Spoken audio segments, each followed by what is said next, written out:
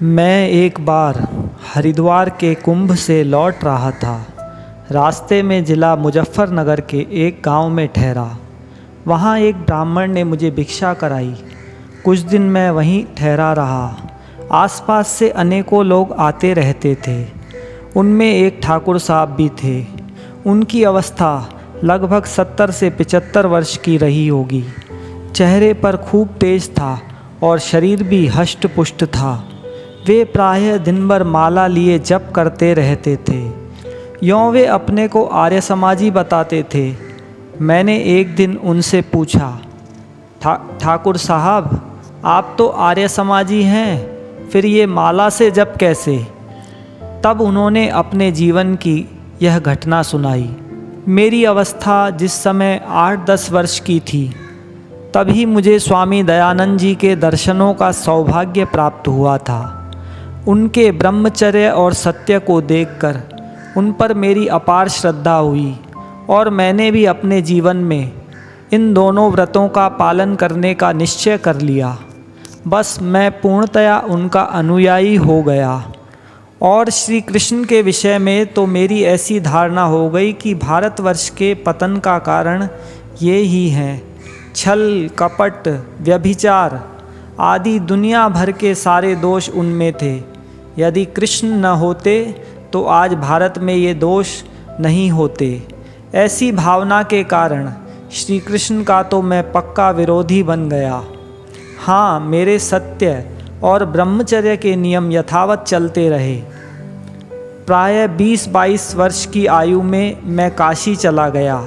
इस बीच मैं कुछ पढ़ लिख गया था और पहलवानी करने लगा था। काशी में एक ठाकुर साहब को लड़ाई झगड़े के समय ऐसे पहलवान की आवश्यकता थी। उन्होंने मुझे अपने यहाँ रख लिया। मेरे जिम्मे कोई काम तो था नहीं।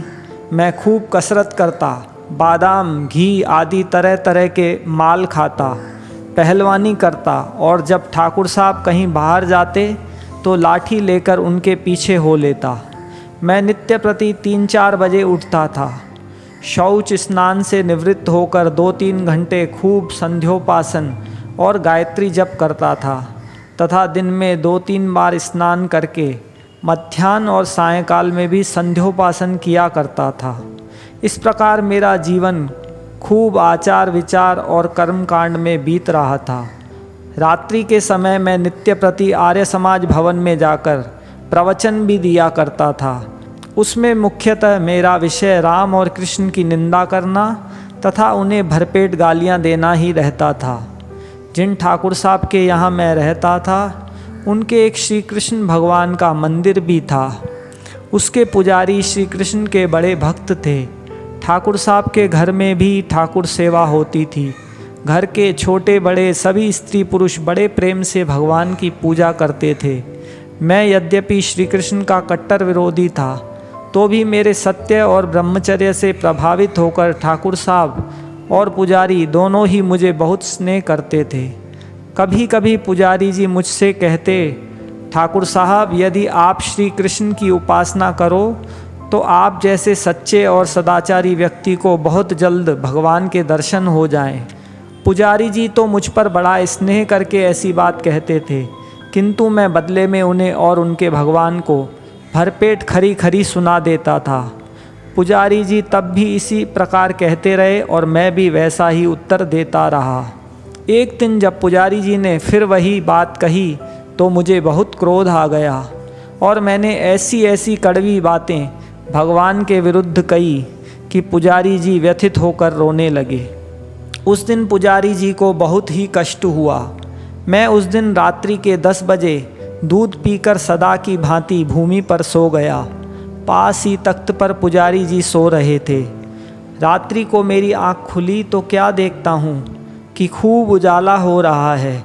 महान सूर्य का सा प्रकाश है। मैं एकदम घबराकर उठ बैठा। मैं प्रातः 3:30 बजे का जगने वाला। आज इतनी देर हो गई, इससे मुझे बड़ा कष्ट हुआ।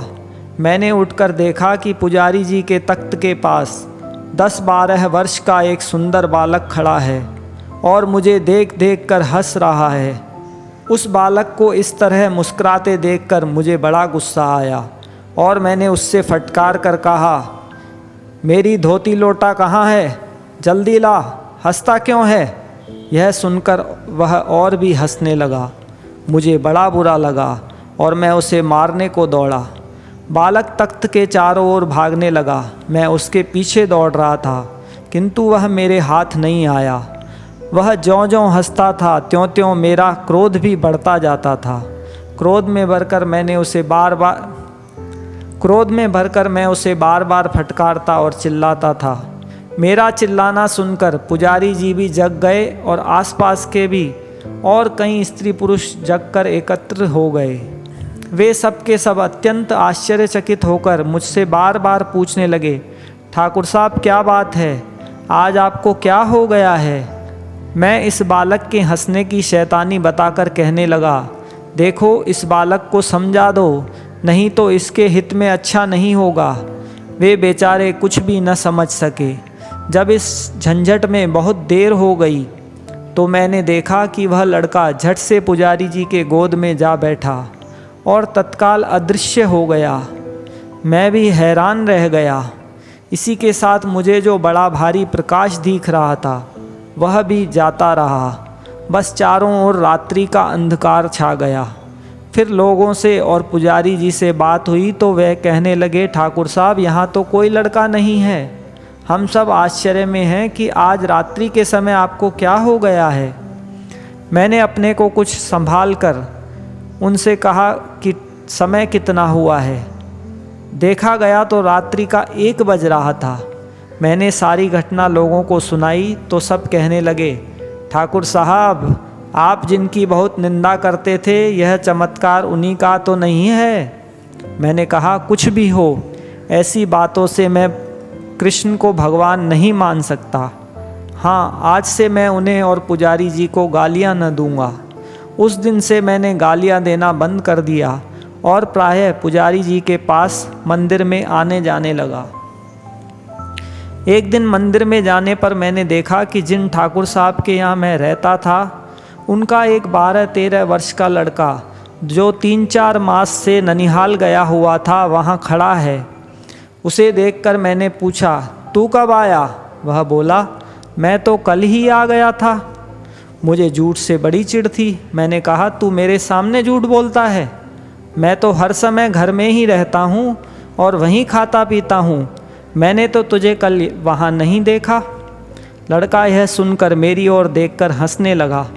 मुझे बड़ा गुस्सा आया और उसे डांटते हुए मैं बोला, एक तो झूठ बोलता है और फिर हंसता है। ऐसा कहकर मैं उसे पीटने के लिए दौड़ा, किंतु वह फुर्ती से घर में घुस गया। मैं भी गुस्से से चिल्लाता हुआ घर में घुसा।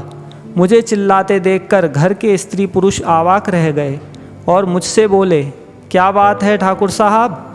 मैंने कहा, आपका लड़का जो अभी घर में भाग आया है बड़ा शैतान है और मेरी ओर देखकर हंसता है। इस पर घर के लोग कहने लगे, ठाकुर तुम्हें क्या हो गया है। वह लड़का तो 4 महीने से ननिहाल गया हुआ है, वह यहाँ कहाँ। मैंने कहा, नहीं, अभी मेरे सामने से भागकर आया है।